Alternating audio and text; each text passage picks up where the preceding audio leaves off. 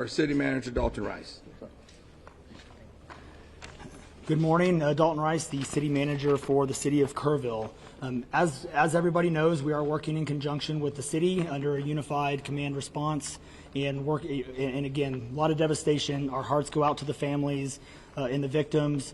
We want to continue to work together as a community. We love the media support on this to be able to communicate that message, communicate family, communicate togetherness, and we really appreciate all the support and helping us be able to do that. Search and rescue, as the sheriff said, search and rescue operations will continue today from Hunt in North Kerr County all the way to Canyon Lake in Comal County. Now, we're only focused on the Kerr County side, but we wanted to talk about that because for a linear from Hunt all the way to Comal County in a straight line distance is over 100 kilometers. This is a massive field that is happening, and again, this is unprecedented flood events.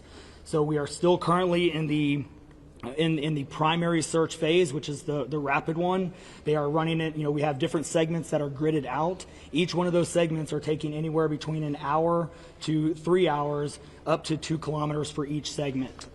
So what that means is they're running into a lot of technical challenges with terrain, with water, even potentially, with weather, in the rising fields. We've talked about this before. Volunteers stay out of the way because if we start getting weather reports and all the other complications that are out there, we then have to pull off of those search and rescue missions to be able to communicate to those volunteers to get off, to make sure that they don't become victims themselves.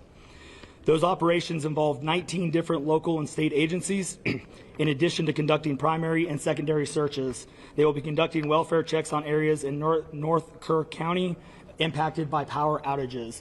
And when we say search and rescue operations, that is boat, walking, on the ground, dogs, drones. Again, keep personal drones out of the air, helicopters. We do have other assets that are continuing the search as well.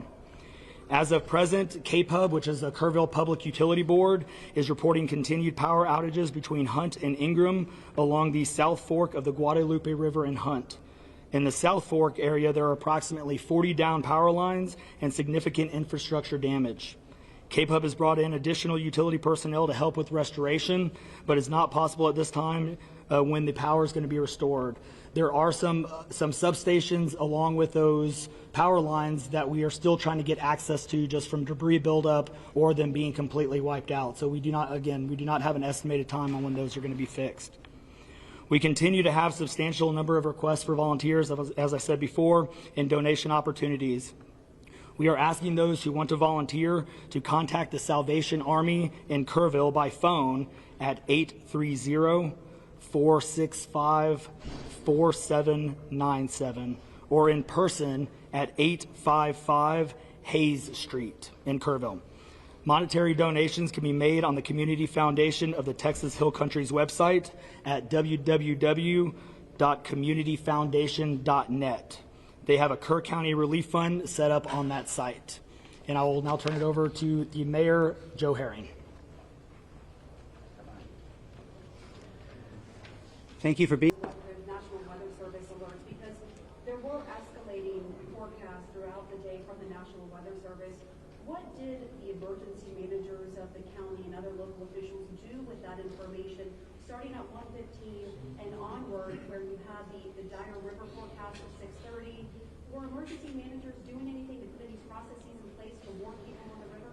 So overall, we were preparing for the July 4th, weekend. So we had National EMR on site. We were, basically stood up kind of a incident command post, if you will, to prepare for that event. So everybody was kind of up looking at weather. We looked at the weather before. When you looked at the National Weather Service, flood map, it spanned all the way from the west side of Texas, with Kerr County kind of being in that upper northeast corner of it. And so everybody, including the National Weather Service, was looking at where's the rain going to hit. We know it's somewhere in here, but with rain, especially when you're dealing with terrain, you got to figure out. Sometimes you don't know until it falls. So once it starts falling, then you got to figure out, okay, how's the watershed going to do this? How's the science going to work? And when you had that North and South Fork that we had talked about before, it all converged into one. We do know that a lot of the camps were looking at this just as much as as everybody was. With the rainfall percentages, even the National Weather Service had looked at, and don't quote me on the numbers, but it's anywhere between 1 to 7 inches. We got significantly over that. And again, when it goes into very congregated areas and how that watershed shifts into the rivers, that impacts things. And so the camps, obviously, we've heard stories where campers were getting up. They were up at 3:30 in the morning. They were trying to move to higher ground. And the other interesting part of the terrain, and we've talked to UGRA folks as well, this is the headwaters of the Guadalupe. This is the beginning. This is where everything forms when it comes into the North and South Fork. And so as those things develop, it develops very rapidly, very quickly, and this rose very quickly in a very short amount of time. And so those campers that were able to do that, it worked. There's been the other question, and I'll just give this one out. Evacuations. Well, why don't we evacuate? Well, evacuation is a delicate balance, because if you evacuate too late, you then risk putting buses, or cars or vehicles or campers on roads into low water areas trying to get them out, which then can make it even more challenging, because these flash floods happen very quickly. That's what. We saw that in 1987, but was there any call for evacuation earlier when it wasn't too late? Was there any discussion about that among the officials? So, repeat your question. Was there any discussion to evacuate or activate any emergency plans before it was too late, where it would be very dangerous like that? Well, so again, just like disasters in Texas everywhere, it's very tough to make those calls, because what we also don't want to do is cry wolf. We don't want to make sure that we activate it at the right time. It is very difficult, very challenging, especially with this. We're looking at 100 kilometers, right? That's a big straight line distance. That's not even along the river. These areas take a lot of time to get out to. So even when first responders were on the ground at 3:30 in the morning, and we had reports, we had first responders that were getting swept away, actually responding to the first areas of rainfall. That's how quick it happened. First responders who have experience, who are Swiftwater qualified, were driving as soon as the rain started falling, were driving to these areas, and one of them got swept off the road. One last question, everybody. One last question.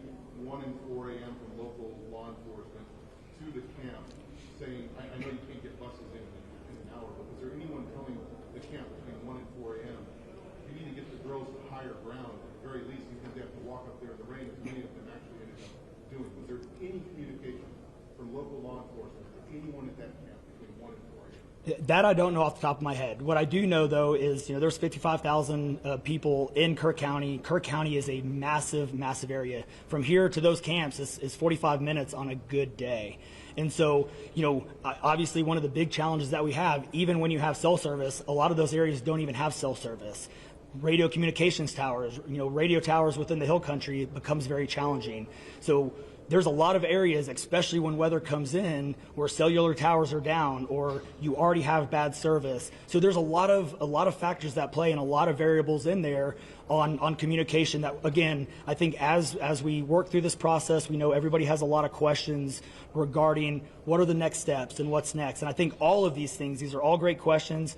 And as we continue search and rescue and as we continue to move to the next step, we definitely want to dive in and look at all of those things, from cell service tower to radio communications, or emergency alerting. Any of those things, I think we all really need to take a look at and review. And we're looking forward to doing that once we can get the search and rescue and stuff complete. In regards to the total number, before I say anything else, I just want to say thank you to you, all the first responders, everyone involved. We've been praying. Thank you. We've been praying. The media's been praying. Thank you guys for doing that. I've got two questions. One for you, trying to get an accurate count on number of missing. I know you can't. I know we don't know we don't know what we don't know. Yes. But do we know a rough idea on total estimates that we're still missing overall throughout the county? And then one other follow-up. This may be for Senator Cruz. A lot of speculations being made about this being somehow man involved with the weather modification, with some of the rainmaker technology, working with farmland. Do you think any of that, is there going to be any investigations into that, or can you communicate anything on that? Let me answer your first question. I'm definitely turning that second one over to him. So On the first question, with missing persons, so obviously we have the knowns, the can't miss it kids, which is the numbers coming down as the sheriff has stated, and then we have the unknowns. But we don't know what we don't know. We actually have a 5 hotline line. It fluctuates between 3 and 5, but we're working on it. We get calls 24 hours, 7 days a week. We haven't hit the weeks yet, but we're still taking in calls. We are collecting all that information. So we don't have a solid number that we're willing to talk about right now. We do know that it is a lot, because we also are getting a lot of fake calls.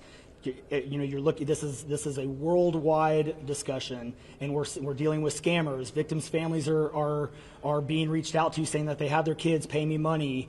It's heartbreaking. It's absolutely heartbreaking. We're dealing with with mental health issues where people are calling saying they have visions. All of these things we're dealing with on a day-to-day basis, and we're having to vet this information, and it becomes very taxing on our people. Again, this is an extremely heartbreaking. This is, if not the worst, one of the worst disasters in this region in a very, very long time, even beyond 1987. And but we're Your best estimate, like dozens or hundreds, or just to give people an idea? a lot. So, The follow-up, yeah, let me. Yeah,